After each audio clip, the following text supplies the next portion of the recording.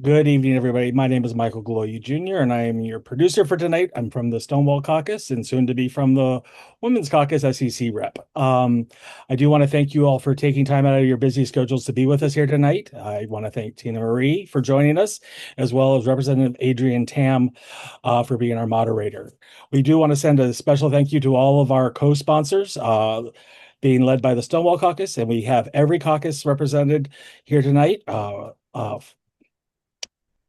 From environmental, education, Hawaiian affairs, labor, women's, veterans, Kūpūna, and of course the Young Democrats. What's going to happen is we have a set of questions that were sent in by our co-sponsors. If we get through all those, we will head to the questions in the chat. And again, Tina Marie is going to start off with a 2-minute introduction, and then our moderator, Adrian Tam, will take over. So again, thank you all for being here. Take it away, Tina Marie. Wow, only 2 minutes. Okay, well, hi everybody. My name is Tina Marie Even. I'm from the Big Island, and I initially applied to be chair because we have a lot of work to do. Um, I know Derek has built a lot of momentum in the party for putting outward-facing positive public image, and I really think that we can build on that momentum.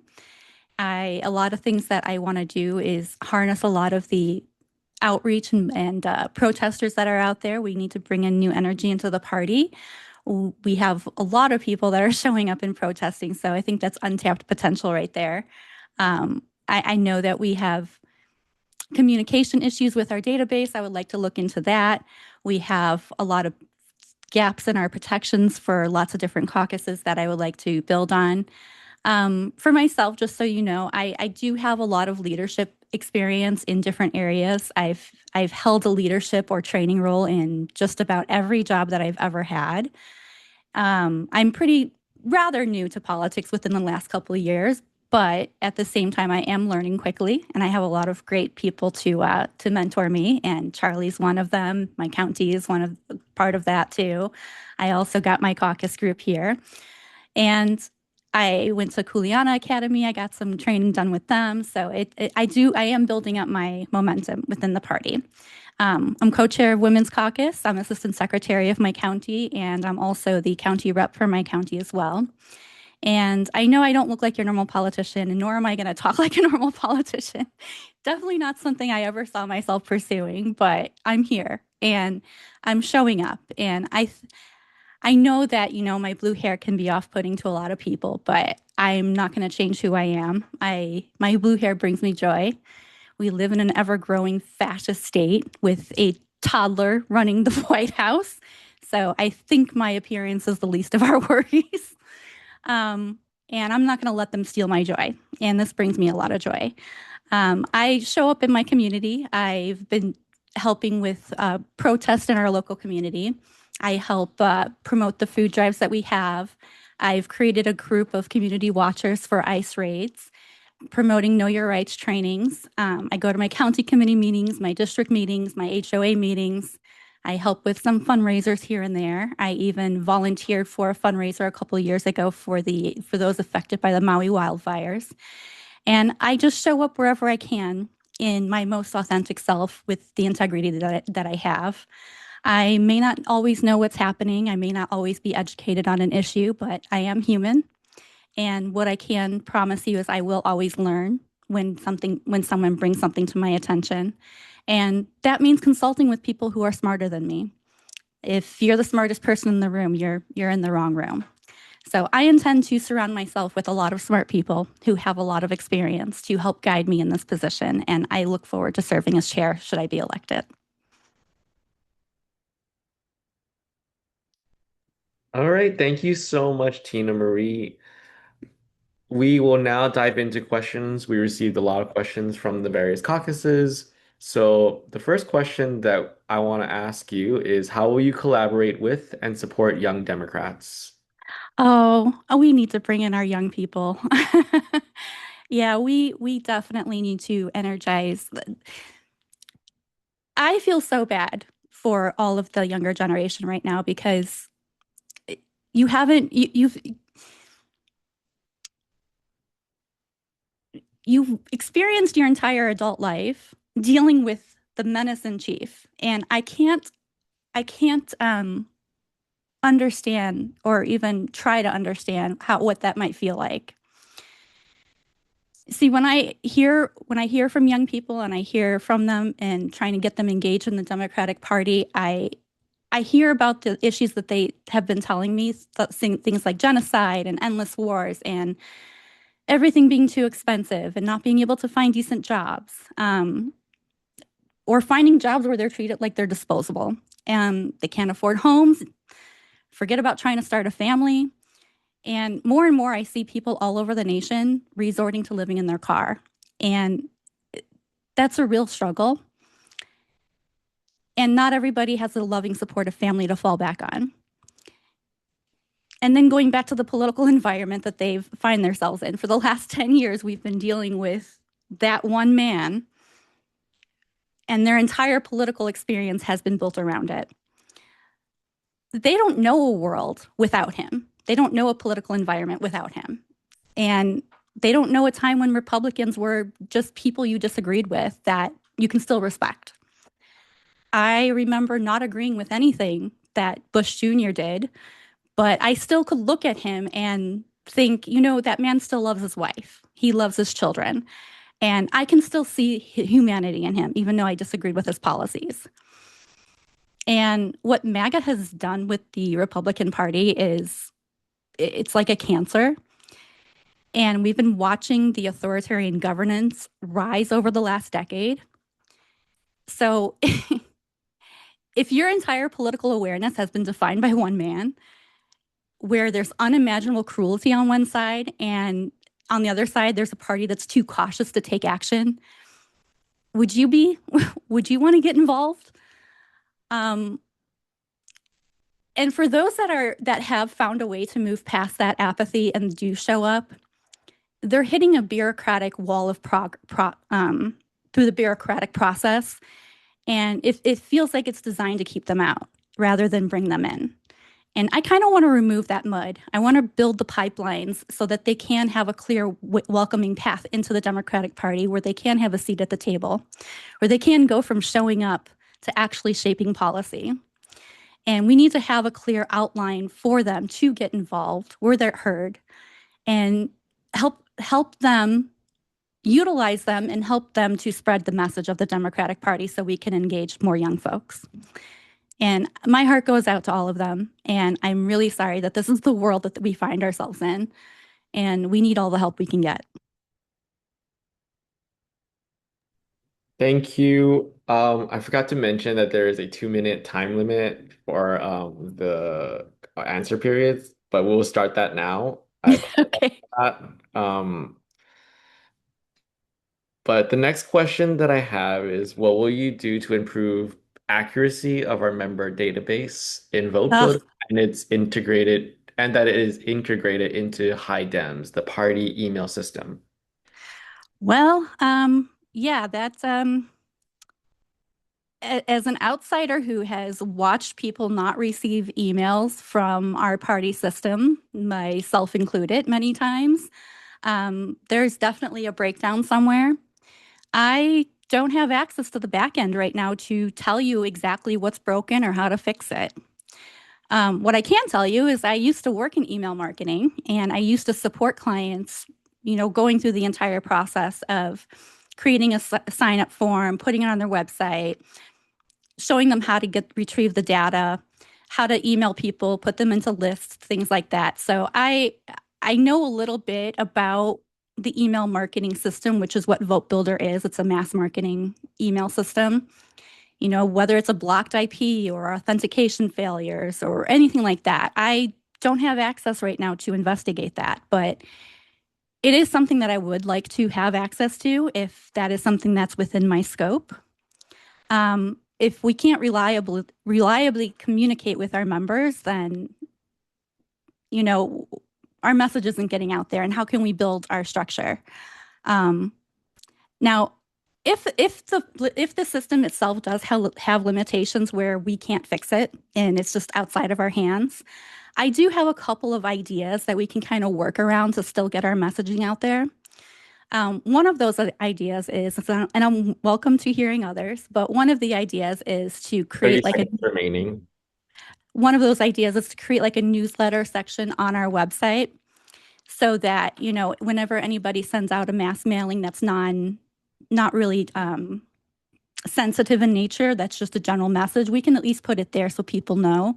And then they have a pathway to actually, communicate with the people that send that out. So that's just one idea, but it's definitely something that we need to look into. Thank you. Okay, the next question is about standing committees. So, of the 13 standing committees at the Democratic Party of Hawaii, which will be a priority for you to make sure that they are filled and operational in your first 30 days? All of them. I don't know that I've been really hearing much from any of them, but we need a clear pipeline established for anyone that wants to join a committee. Contact information for who's running them and how to get involved, what the explanation of, the membership looks like when they meet. I've actually tried to hop on to a couple meetings that were on the schedule, and I wasn't let in.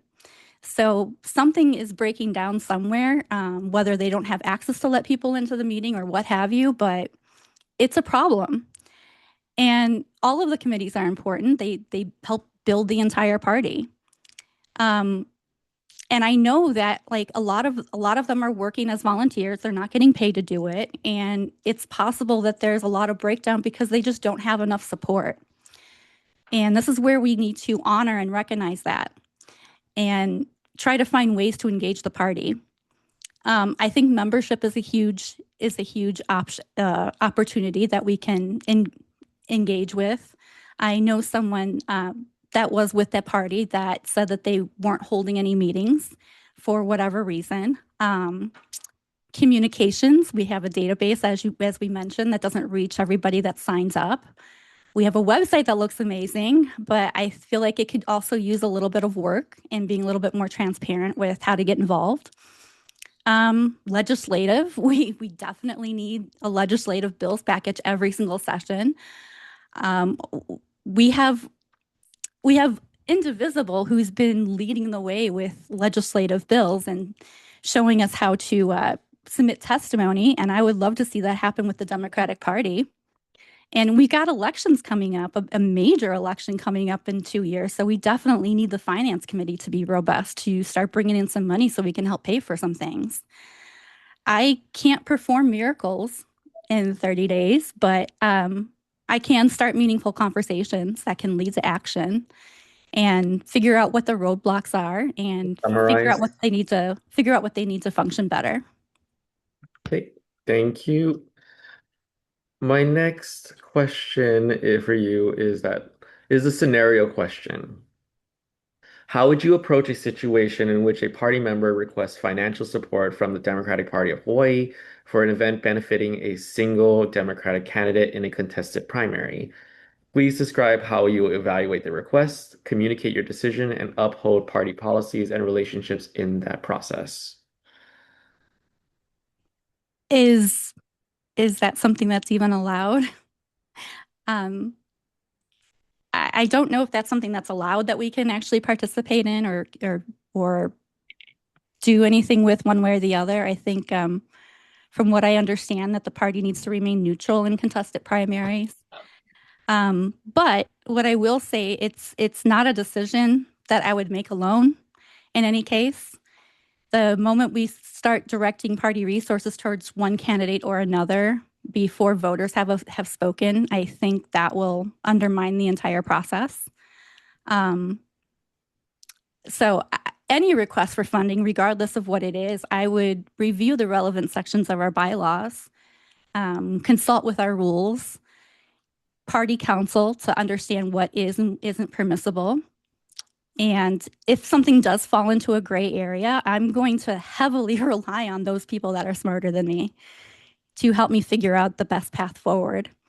The chair should not be able to make unilateral financial decisions because it's not my money. It's not the chair's money. It is our money as a party. And we need to decide how to use it collectively. So however the decision comes about, I'm definitely going to be able to communicate that to the person that's asking, tell them the rules and bylaws and how the decisions are made. But regardless, the responsibility of the party needs to remain neutral in contested primaries. And the goal is to protect the integrity of our primaries, protect the party from any unethical exposure, and make sure the other person is heard and feels seen and is treated fairly. So yeah, that's how I would handle that. Thank you so much. The next question is, as party chair, what are your thoughts about unifying our party since we have people across the political spectrum of different viewpoints? How can we all come together? I love this question. I love questions like this because this puts an opportunity for us to actually do a lot of outreach to figure out where our party lies. We can't even begin to unify if we don't understand the voting values of our party members. And right now, I don't think we have a clear picture of who actually is in our tent, what motivates them, where they land politically, what they need to feel to be in the party that they want to fight for.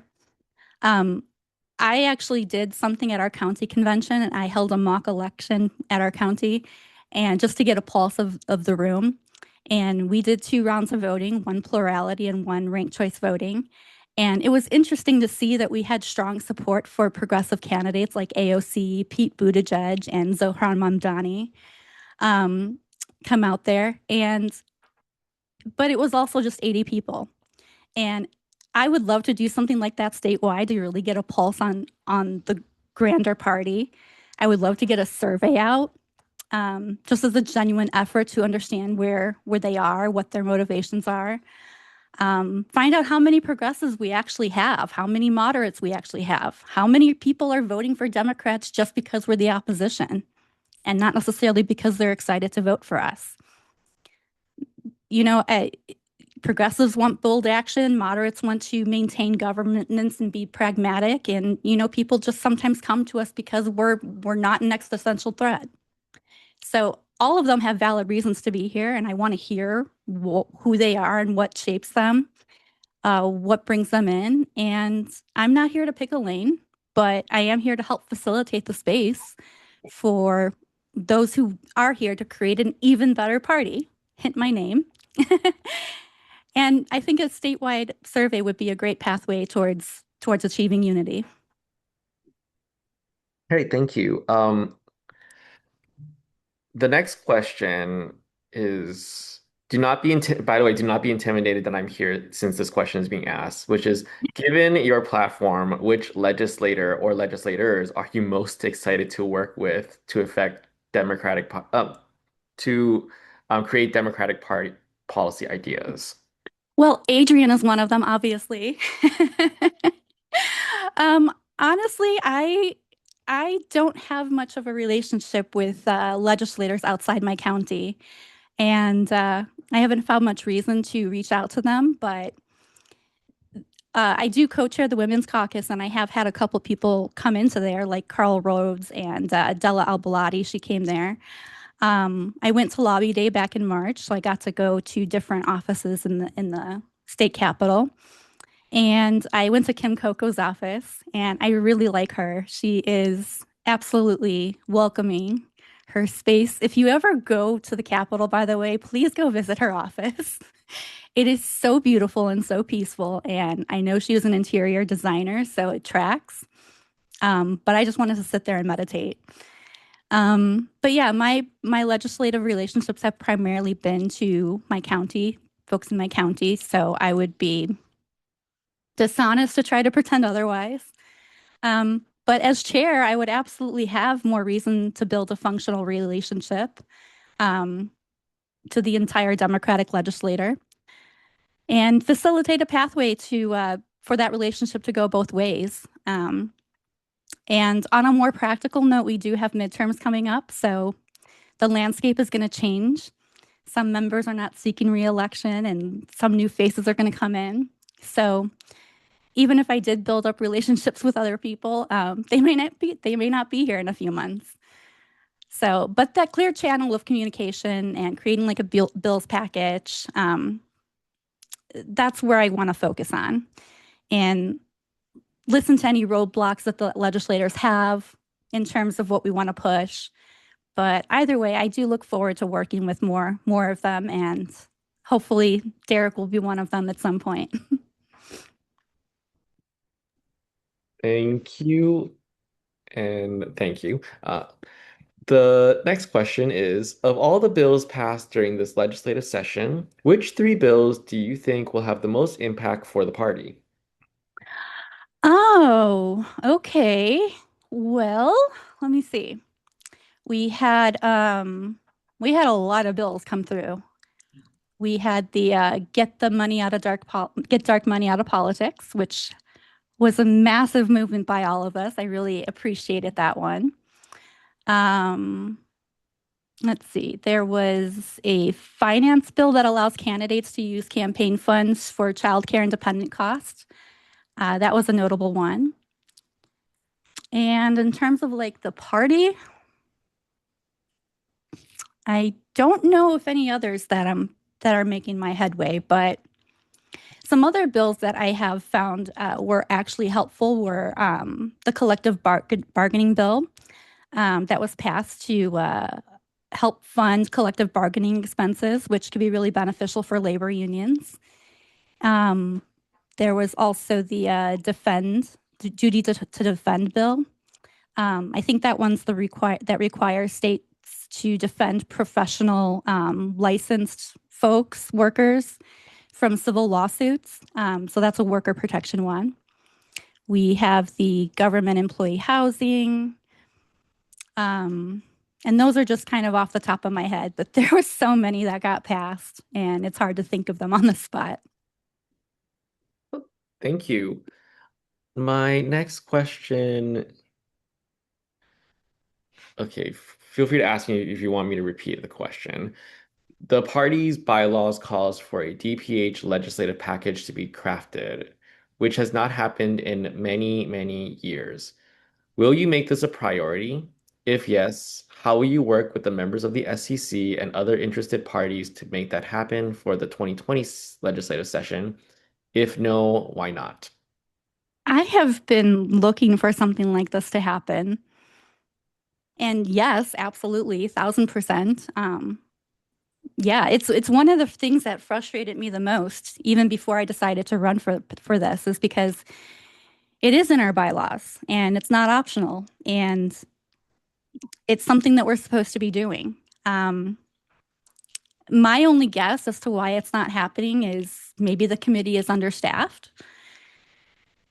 We need more volunteers. We need more support to help make things like that happen. Um, maybe what they need is a lot more new energy to join, to revive it for the next legislative session. Whatever the case may be, it is something that we need to address. And I want to kind of go beyond just getting a bills package created and sent to legislators. That's good and dandy, something we do, yay. But we need something that's going to be more ongoing, more substantial, something that will move the needle. So we need informed membership that knows what's happening at the Capitol during the entire process, so that we know as a party, we know when to show up and how to show up and when to submit testimony. And I've seen what that looks like when it's done right. Indivisible has led the way during this last legislative session. I got daily emails tracking bills and with links to submit testimony, and they broke it down in very digestible ways to understand. We need to be doing that as a Democratic Party. I don't see any reason why we shouldn't. So, so yeah, I would absolutely support that. And specifically, I want to have conversations with those who are in charge of creating those bills package to figure out what the roadblocks are and figure out how to overcome them. Thank you so much. Okay, the next question is about fundraising. Yeah, Fundraising fun. for the party has been a challenge. The party-run presidential primary is coming up in 2028 with a suggested price tag of $350,000, along with raising funds for the 2028 state convention and the support for the DPH delegation to the DNC. How will you ensure that we have enough funds for the three major events while keeping the lights on at DPH headquarters? Hopefully with a lot of help. I, I'm human and I'm not perfect, and I will admit that fundraising is not my strongest suit, but that's just because I don't have experience with it. But at the same time, I've been in leadership positions where I didn't know how to do all the things, and I still got the job done. What I am good at is knowing what I don't know and building the right team of people to fill with what I lack. And what I do know is the presidential primary alone carries that price tag, and state convention, all of that costs money, travel costs, hotels, things like that. We could potentially be looking at the millions, not just the thousands. And I know that we don't have a lot of fundraising right now because we're in an off year cycle, but we really need to start looking at that to prepare for 2028. I'm definitely going to lean on people who know more about fundraising, who have experience to teach me and help me bring me up to speed. Our finance committee would be great for this. They should be filled with people who have real fundraising experience. I will be happy to step in whenever they ask me to, and I will get the heck out of the way when they tell me they got the reins. And I want to diversify how we raise money. Right now, we're too dependent on election cycles. I think that needs to change. Last I checked, we had about 100,000 people in our email database. If we can get just 10% of them to do a reoccurring donation of $10 a month, that's an easy $1.2 million a year. And also, we also need to be transparent about why we're asking for money. Like, I don't like giving money unless I know where it's going. And I think if we are more transparent about what we're spending money on and what we need it for, I think more people will donate. If our members know that X amount of dollars is going to be what needs to run a presidential election, then I feel like a lot more people are going to be willing to cough up some money. And just having a clear plan and a clear timeline and will be so helpful in creating that pathway. And I may not be the one making the calls to donors, and I may be the one making the calls to donors, whatever it needs. But I definitely will be the chair to make sure I'm surrounded by the right people who will guide me and support me along the way. Thank you. With DPH's platform's strong support for LGBTQIA plus rights, how will you ensure that the party and our elected officials actively uphold and advance those rights? Part of what I love about being in Hawaii is we have really strong advocacy for the LGBTQIA community. And I think we were one of the first states to legalize same-sex marriage, banning conversion therapy on minors, and just having like anti-discrimination protections. And all of that happened because people spoke out. People came together and pushed for it. And it pains me to hear what the federal government is doing with all of the attacks, labeling us as terrorists. Every day just brings a new threat. And even allies are going to be labeled terrorists just because we support their humanity. It's hurtful, it's evil, it's fascist, and I am thankful that even if the federal dictators try to pull shenanigans, that Hawaii does have strong state protections. And I know there's gaps, and it's important to work with legislators to make sure that our state protections are airtight. And we have to do that with the language in our platform, which I know we have a couple paragraphs in there that reflect that. And honestly, if there is things that are more specific that you need to have in there, then we can have those conversations. But I am a strong supporter of the community, and they're human. And one last thing I want to say is that the recognition of fluid gender identity, it does go back all the way to the Polynesian culture. And those values are baked into our lands. And we need to honor that going forward. Absolutely. Thank you. The next question is, what do you see as the main challenge facing veterans? Oh, veterans. I always get in my feels a little bit because my grandfather fought in the Korean War, and he passed some years ago from cancer. But sorry. Actually, I'm not sorry for crying. This is a human emotion. I went to his funeral, and he had a 21 gun salute from his surviving members of his unit, and he never talked about his service. If you ask me, like, what did he do and where was he? He never talked about it. He always wore his hat, and he was always proud to wear his hat, but he never talked about what happened. And I would watch him go from having a spark in his eyes and go from being fun-loving and cheerful. And then in the drop of a hat, he would just lose that spark and there would be a shell of a person. I feel like we send people off to war, needless wars half the time, and we bring them back and we don't take care of them. We don't take care of their mental health. We don't take care of their health care, or we give them bureaucratic red tape to go through. When he was going into hospice, my uncle led the way for trying to get health care for him to go through all the proper paperwork and stuff. And it was hard. It was hard on our family because not only were we grieving his impending death, but we also had to navigate the atrocities of our healthcare system for veterans. And it's sad. It's really sad. And I wish we can do better. I don't know what that better looks like as chair because it does have limitations, but You're right. I'm willing to work with them to help figure that out. Thank you.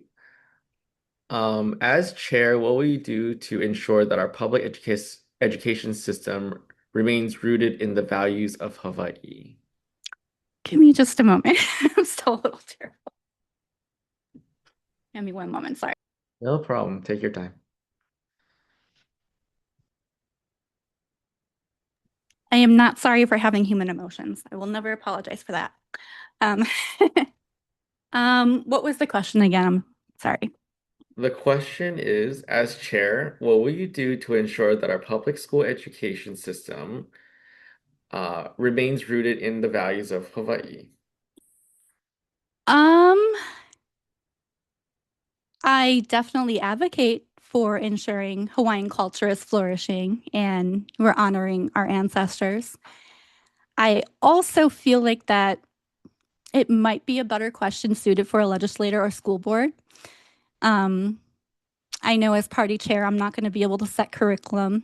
I'm not going to be able to control funding or hire teachers. Um, I think what I can facilitate is helping to shape what the party fights for. And in this instance, where our state needs airtight protections, no matter what shenanigans and horror the federal administration tries to implement or impose, we need to be there to step up, not roll over when they try to bully us.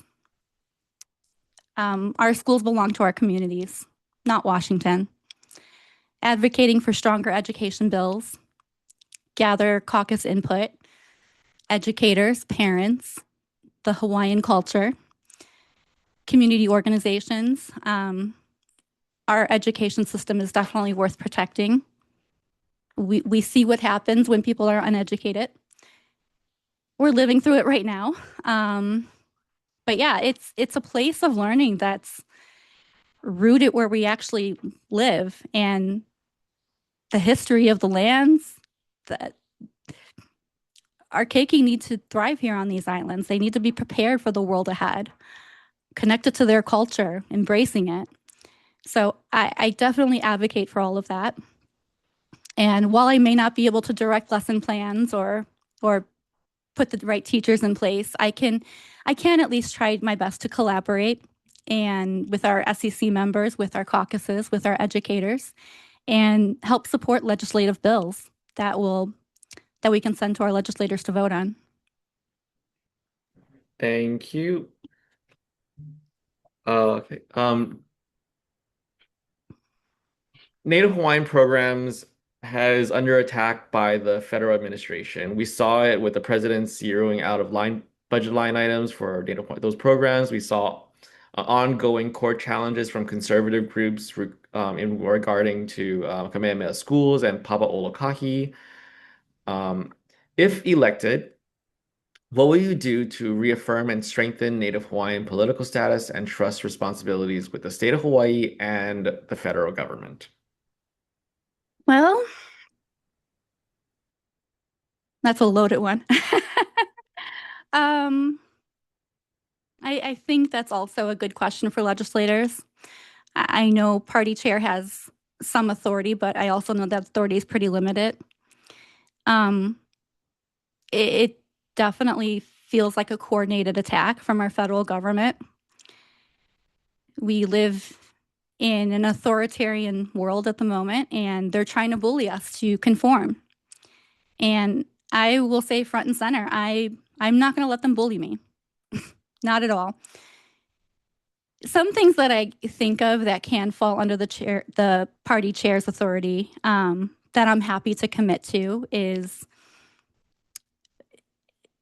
we do have a Native Hawaiian section in our bylaws. So I do think that if that does need to be updated, I'm very happy to work with you to figure out how we can make that more substantial. And I'm definitely willing to collaborate with the Hawaiian Affairs, with the Office of Hawaiian Affairs, the legal advocates, the legislators to help build state legislative priorities that can help strengthen our protections. Coordinate with our congressional delegation so that, the state party can also be unified with one voice, and make sure that our party is never silent whenever our Native Hawaiians are being attacked. Right now, we're all being tested. This is a test to see how much they can get away with. And we can either go quietly or we can take action. And I am in full support of action, whatever that looks like. Thank you. Hey, the next question is, I assume, is from the Environmental Caucus. The Environmental Caucus has proposed many bills over the past couple years. What will you do to urge legislators to be more receptive of the bills proposed by the Environmental Caucus? They're wait, they haven't the caucus provided bills and they haven't been getting heard. Is that what I'm understanding? Yeah. That's a What will problem. you do to urge legislators to be more receptive of proposals from the Environmental Caucus? Do we have any legislators in here that can speak to that? What will you do to urge legislators? Well, it's definitely a disconnect. And that would be my first question, is to ask what's going on in the legislative community. Having a direct line of communication between the caucus and the legislators so that they can work together, that's definitely something that needs to happen. I can't tell you what I would do to urge them if I don't know what the breakdown is, if I don't know what the problem was on why they weren't getting heard. Is it the language in the bills that was making it difficult? Is there opposition? That conversation needs to happen before we can make any decisions on what needs to happen. But having a direct line of communication is going to be very huge. We need to remove the mud, remove the spider webs, remove the layers of bureaucratic red tape, and then just create that ongoing relationship where caucus leaders can flag bills and say, hey, why isn't this moving? What can we do to help? And and just get a direct response out of why. Thank you.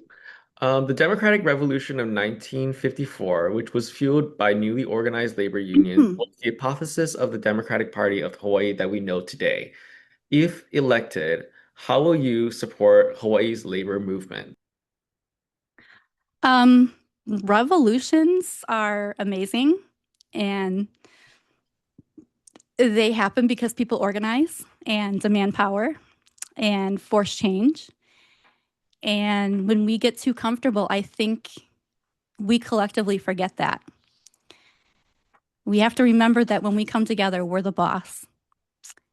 Look what we did with some of the bills that got passed during this legislative session. It was amazing. I've been in leadership positions in corporate culture, for instance, and I remember sitting in management trainings where we were given videos designed to teach us how to identify when workers were even hinting at unionizing. And we were given talking points on how to discourage it. I had a colleague of mine that we talked about it after, and we were like, "Is this even legal? We're not going to do this." So yeah, we didn't comply with that. We're not going to rat anybody out. Screw that.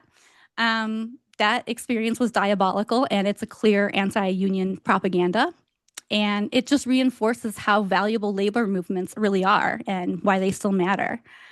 They gave us the 5-day work week, overtime pay, minimum wage, worker safety, and a lot of that does need to be updated for modern times.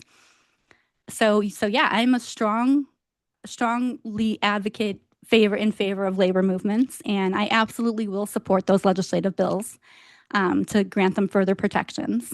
And facilitating that communication between caucuses and legislators and the community, it's crucial. Thank you. We have two more questions remaining.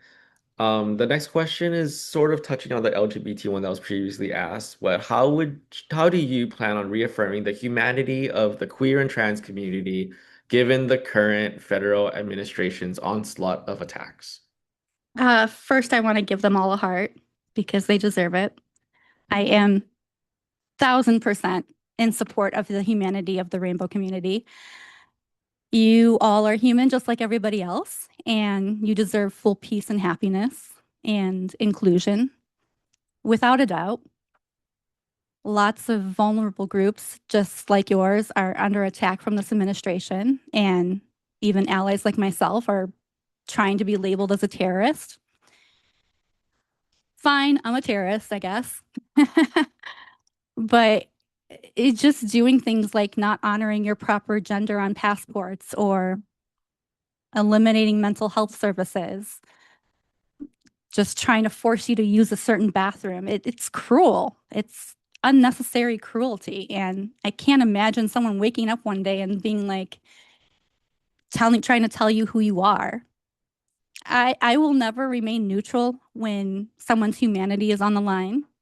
I don't care if it's controversial, but I refuse to compromise my integrity, especially when someone's basic dignity is at stake. And as chair, you will have my full support year round, not just during Pride Month. Thank you. The final question that we have is this. As a membership-based organization, how will you energize our membership to become more involved with the party? Can I have more than 2 minutes to answer this? Sure. Sure.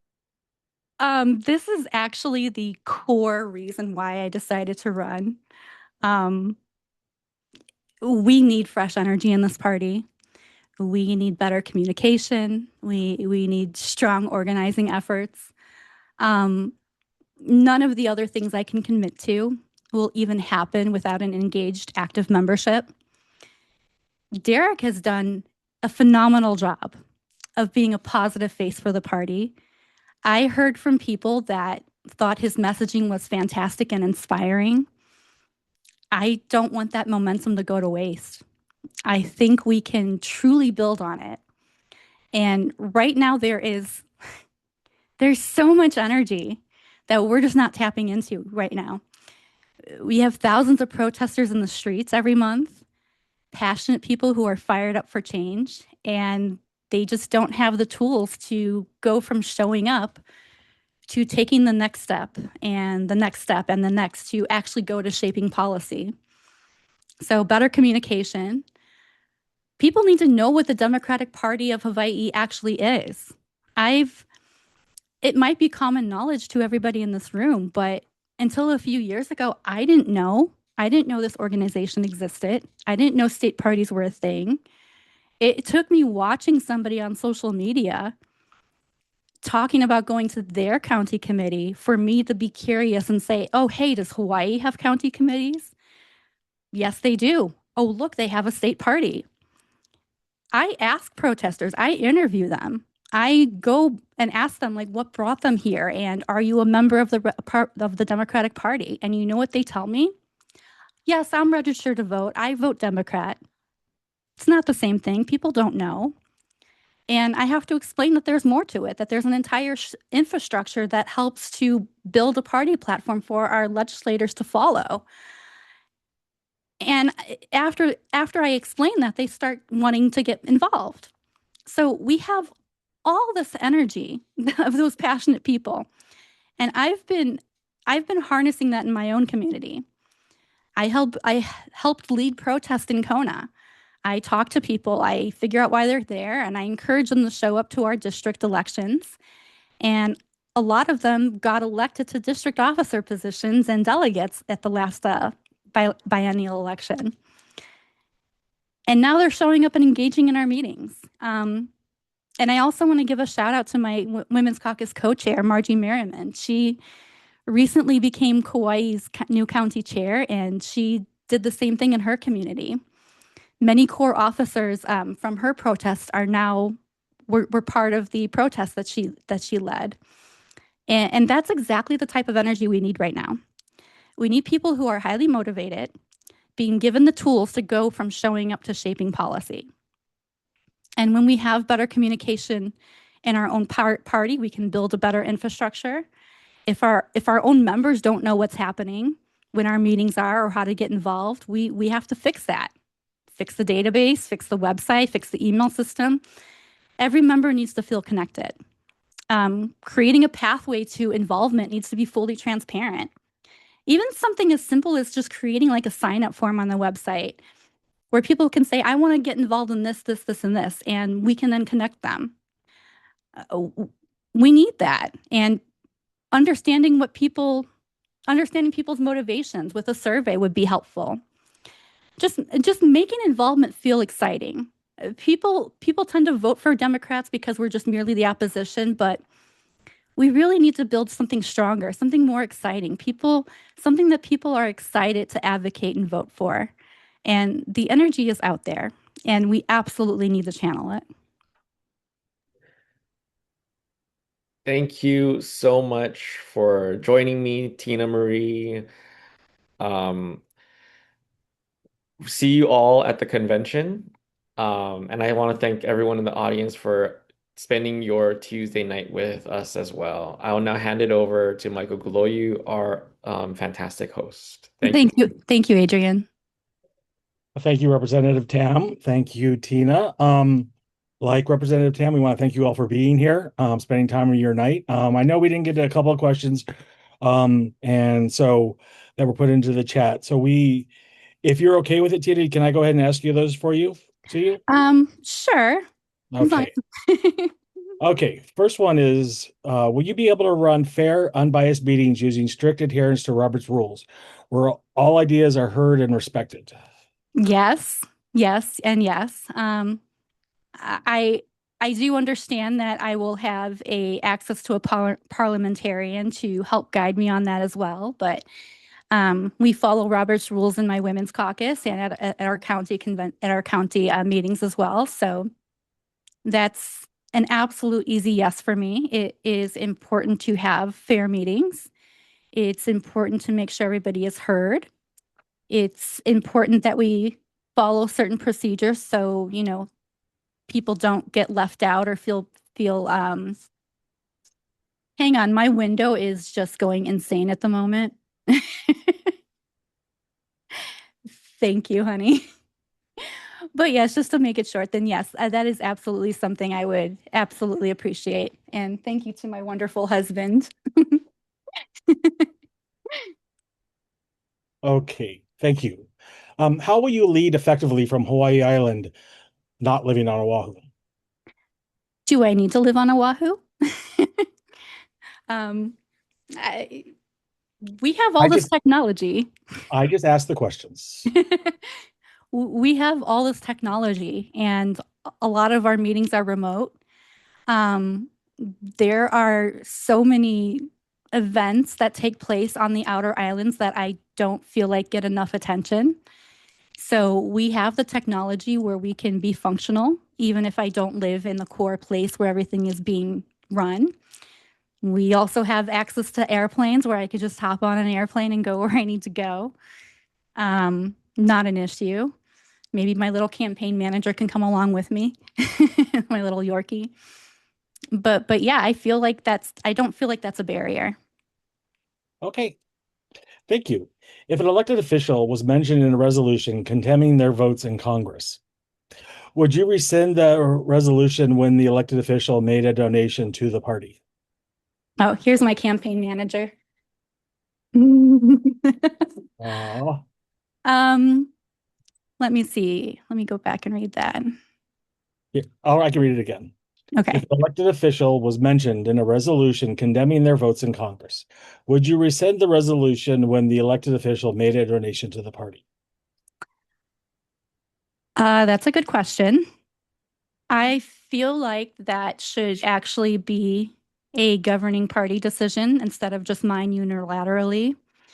Those types of situations, when you come about, it needs to be a governing party decision. I don't see myself as being the one to make the final decision on anything. I feel like this is more of a collaborative role, one that requires a lot of counsel and deliberation and just listening to people's advice and moving forward from there to make the best decisions as possible. It's hard to determine like what I would do without hearing that counsel and hearing what's in our bylaws and reviewing that. So I definitely think that it's something that needs to be addressed, but I also want to make sure that whatever decisions are made very thoughtfully with consideration. Thank you. Well, we're coming to the top of the hour. I'm going to give you your time for your closing statement. Closing statement. Yeah, so I definitely appreciate everybody being here today. And again, I may not have the right answers for everything. I am human, and I hope that, as time goes on, I can just get better and better with things. But if I make a mistake or if I'm not like educated on some things to my best of my abilities, I definitely will look into things and seek counsel. I I always want to give people the opportunity to evolve, adjust, and learn how to do better. And that's all I can really do is just my best and be authentic and truthful and forthcoming, inclusive, collaborative. So I really look forward to serving in this position should I be elected. And I look forward to working with all of you. And I definitely want to thank everybody for being here today. You can follow me on my Instagram, which is Tina Marie for Hawaii. And feel free to ask me questions there, and I'm happy to engage further. But a lot of these conversations definitely need to be continued outside of that. And thank you so much for everything. Thank you. Thank you, Tina Marie, for joining us. Again, thank you to everybody here. We do want to send a special thank you to Representative Tam. Um, I also want to thank all of our co-sponsoring caucuses, from, of course, the Stonewall Caucus taking the lead on this and being joined with our Education, Environmental, Hawaiian Affairs, Kūpūna, Labor, Veterans, and Women's Caucuses, as well as the Young Democrats of Hawaii. Could my county chair say a few words? Unfortunately, no, we got to wrap this up because I Okay. promised. Okay. Thank you. We want to remind everybody, if you need any information about the convention, go to the convention website. They have all the reports up now, so you can review all the standing reports. Separation deadline is apparently this Friday. It's early separation, mind you. And if you have, yeah, so if you have any other questions, Tina Marie's told you how to get a hold of her. You can also check out all the other people running for offices. And please be informed and encourage your neighbors to go out there and register to vote. Again, thank you all for being here. Have a good evening, everyone. Thank you. Bye.